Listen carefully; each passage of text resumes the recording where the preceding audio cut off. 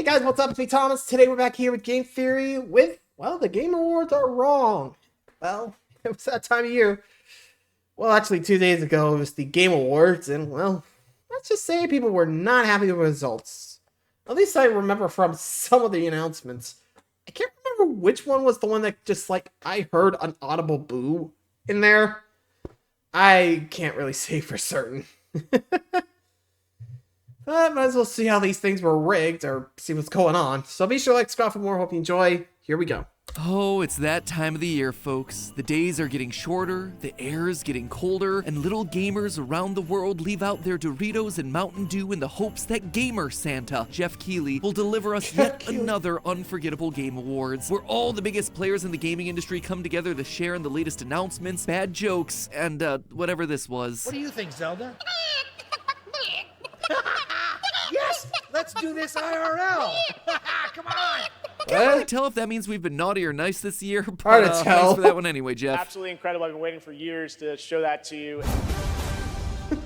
Hello, Here we go. Internet. Welcome to Game Theory, the show that wanted to nominate you for Fan of the Year. But it's not a real category. Today we're There's talking about content the creators, Game so Awards. congrats, That one Time Out. time of the year where the biggest names in gaming descend upon Los Angeles' famous Nokia Theater, Microsoft Theater, Peacock Theater, to celebrate the year in gaming. your mind And up talk there. about a glow up, my friends. The Game Awards are truly the epitome of faking it till you make it. They started out back in 2002 as the Spike TV VGX Yeah, Awards, and they looked a lot less like this. This is a show about bringing our community together to focus on something we can all agree on. There's nothing more powerful or more immersive than an extraordinary video game. And a lot more like this. We dress up like video game characters, and that isn't creepy at all. Cosplay rules. I'm gonna have sex with these guys tonight. It's like the show was aggressively determined to insult all the very people that they were hoping would watch it, in between bouts of laser battles against Samuel L. Jackson. But that's when host Jeff Keighley stepped in, took over, and rebooted the whole thing, delivering what's now the biggest night in gaming with over 100 million people tuning in to see the winners, the losers, and the obligatory cringe. See?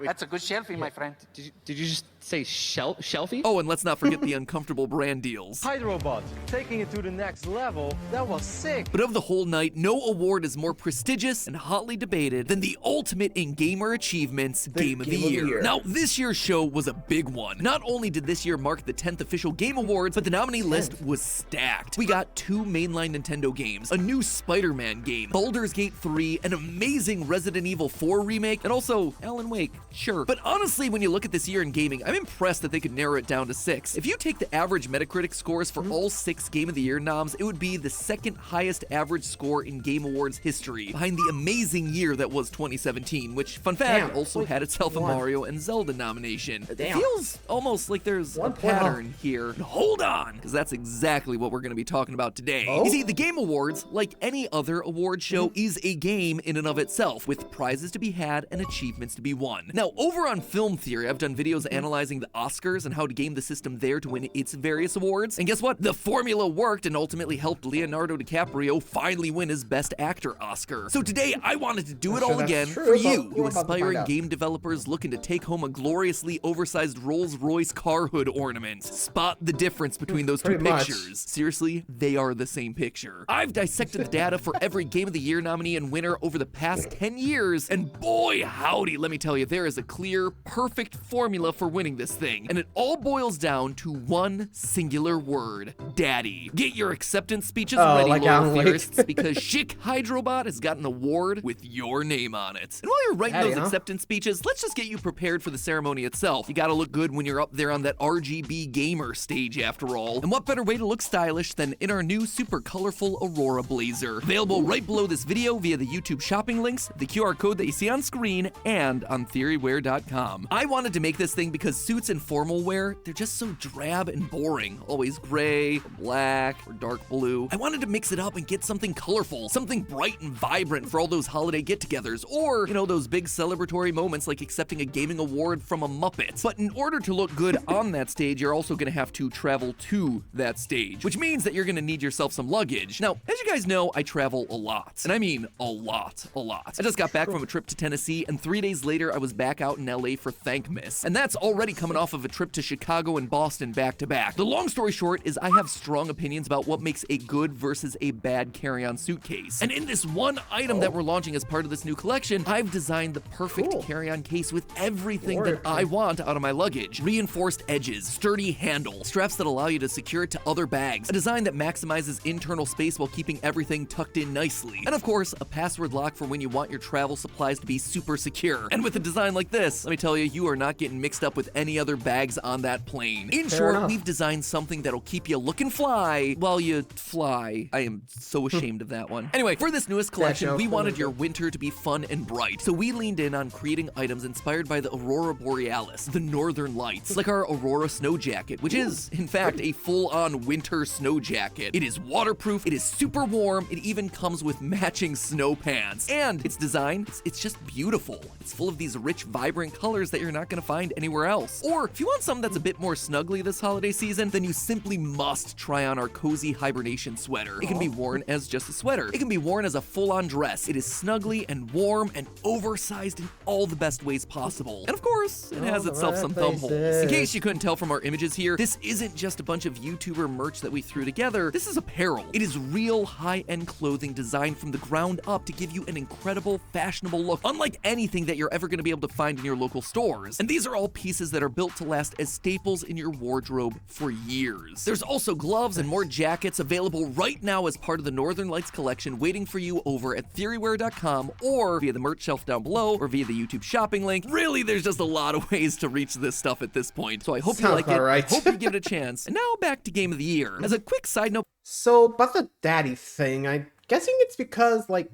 hot dad bod, I guess. I don't know. I mean, then again, with Alan Wake 2 and Baldur's Gate, which a lot of people were hoping for Game of the Year, Baldur's Gate 3 winning, congrats. Yeah, you can definitely see where this is going. If you make your characters look great, you'll win.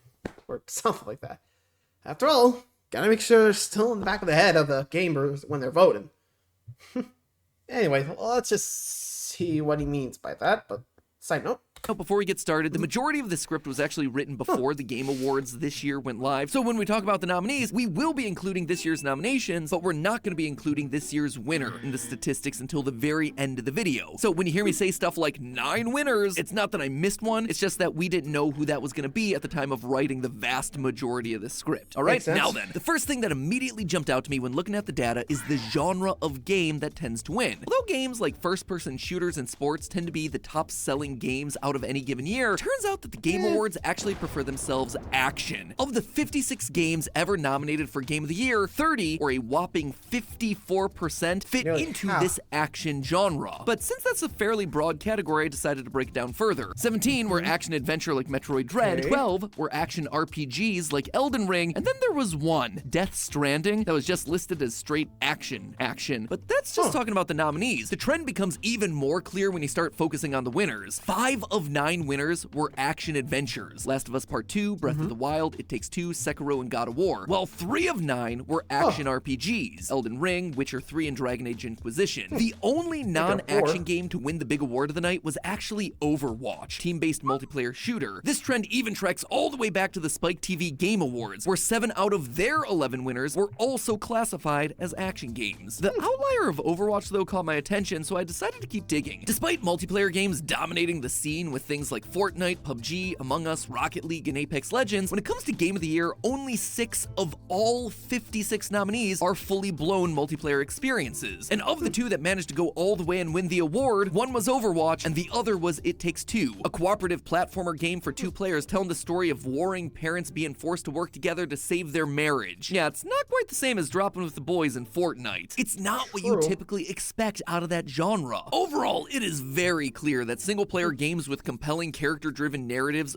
rule the nominations in this category. And while you're at it, make sure that the story that you're telling is a mature one. 6 of the 9 Game of the Year winners had themselves an M for mature rating in the US. But again, notice they're not getting that rating for the gunplay, they're getting it for violent combat, language, sexual content. Clearly, people want to connect with more real stories and real characters, but real people tend to get messy. So when you get characters like Ellie swearing up a storm, or Kratos ripping off heads, or Geralt wooing the ladies, those games have themselves a better chance of winning the big award than the safe, clean, family-friendly options of Mario. Okay, Sorry, so we Mario. have ourselves an M-rated single-player action game focused on telling a deep narrative. But now, who should our lead character be? Well, sorry story-rich. ladies, but as you'd probably expect, male-led games are the front there we runners. go. Not just for the Game Awards, but also for the Spike TV Awards that came before. Of those 20 winners in total, 12 featured a male protagonist. Even the game with a female protagonist, The Last of Us Part 2, starts off with us playing as Joel, the male protagonist from the first game. And pretty much all the others offer a choice between male and female characters, with It Takes Two and Elden Ring being the most recent examples. But what's even more important than the gender of your character is being able to see them. While first-person games dominated the industry for the better part of a decade, third-person games overwhelm both the nominations and winners lists, getting 73% of the noms and 89% of the wins. So if you really want to make it look cool, you've also got to put your effort into realistic, dark, and gritty visuals. Very often we're met with a big ol' sea of grays, browns, and overcast blues when we're watching the Game of the Year nominees collage. Honestly, that's not all that surprising when you look at the vibe of the show. The Game Awards wants to put a respectable show on that takes gaming seriously, that looks at video games as an art form and not just a childhood habit. They want to be the Oscars of gaming, and just like the Oscars want real-life stories, the Game Awards want real-life visuals. You know what else they want? Established IP. Only about 30% of nominees ever were wholly original IP. Of all 56 games that were nominated, 41 were prequels, sequels, spin-offs, or remakes. Just look at this year's nominees. Every single one is capitalizing off of a well-known brand familiarity. And honestly, it's not all that surprising. Humans are creatures of habit. We like what's familiar. But while being an established IP might help you get nominated, being a new IP actually boosts your chances of winning. 4 of 9 winners were coming from new IP. Though, to be fair, both Sekiro and Elden Ring were technically following very closely in the footsteps of the Dark Souls and Bloodborns that came before, so calling them new might be a bit of a stretch, just calling the numbers like I see them. Anyway, let's take a minute to recap. To win Game of the Year, you need a single-player action experience with a third-person perspective that has a mature story focused on a male lead coming from an existing IP, or at least something that feels very familiar. So now, let's... I mean, I can see that, but a lot of times, just because it has a big IP, doesn't usually mean it's gonna be great. You know, there still can be, like, you know, an accidental hurdle in the way, but still. Again, they say we're voting for it. Maybe it's just what we prefer. I don't know. I mean, for me, it was more like, okay, which of these games that I know of actually feels awesome? Which, I think for me, I chose Poltergeist 3, because I actually did play it. And I do have Alan Wake 2 now, but I haven't played it, so... Anyway...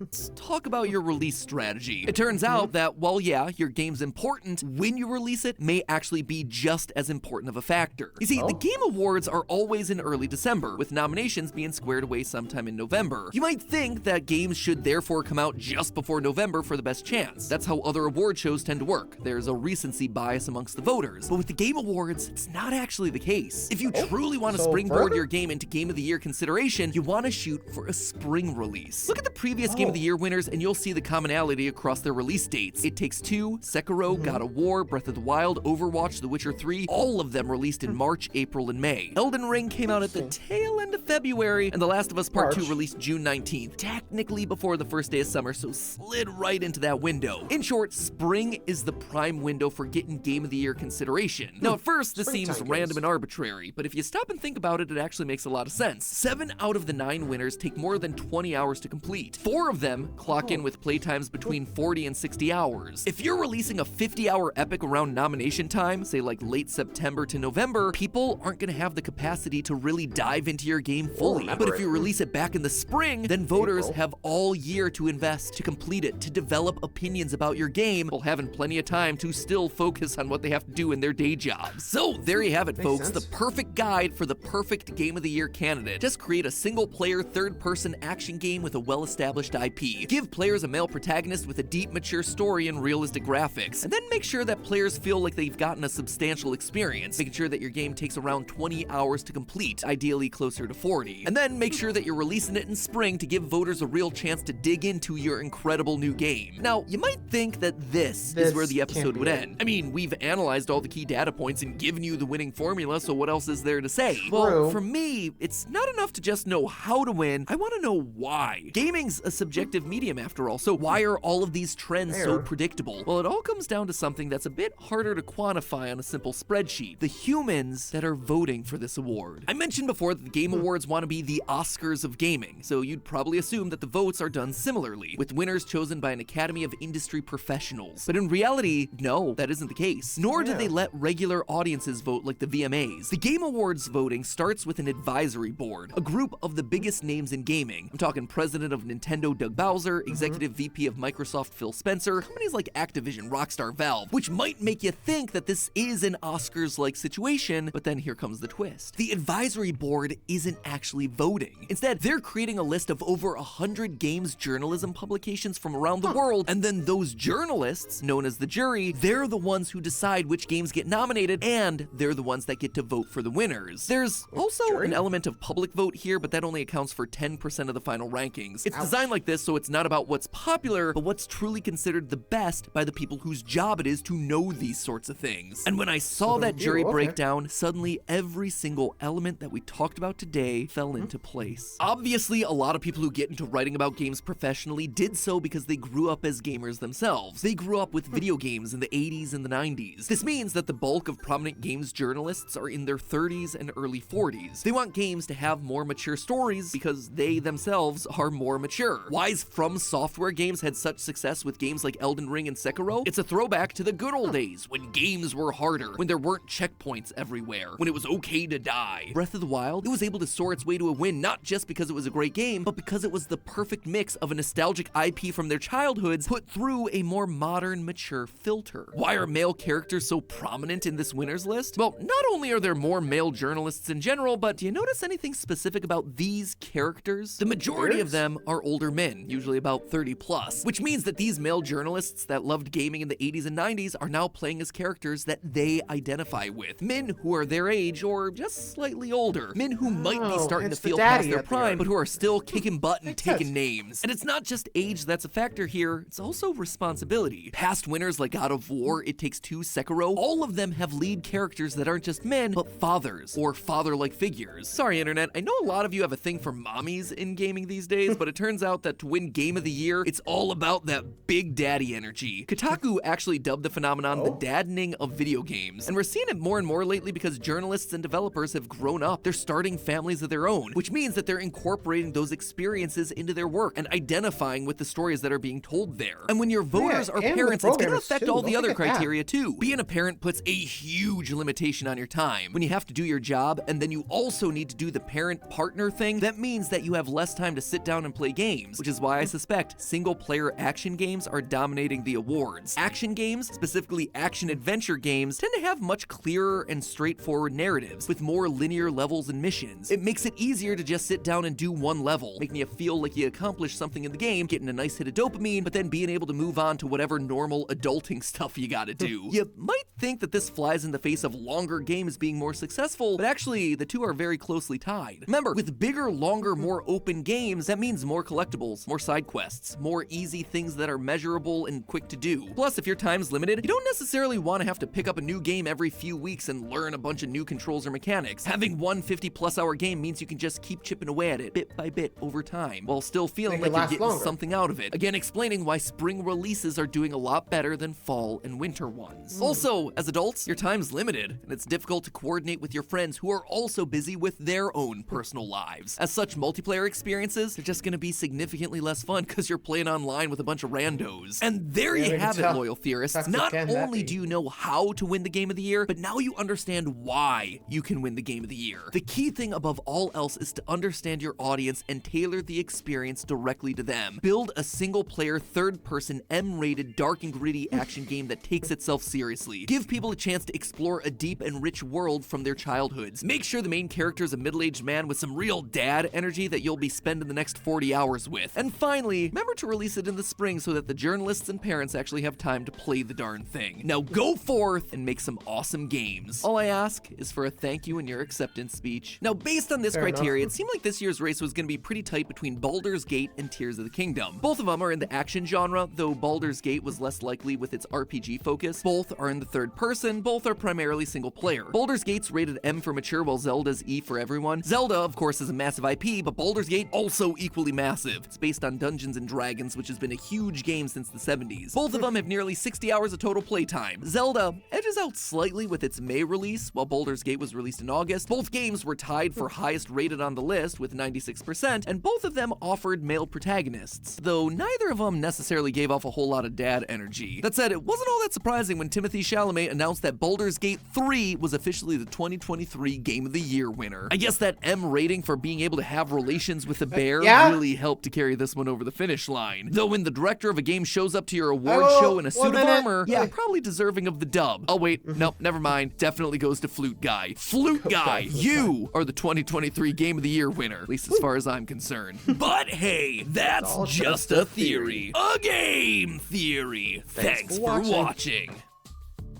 Well, here's your cue, and well, I kind of have to agree.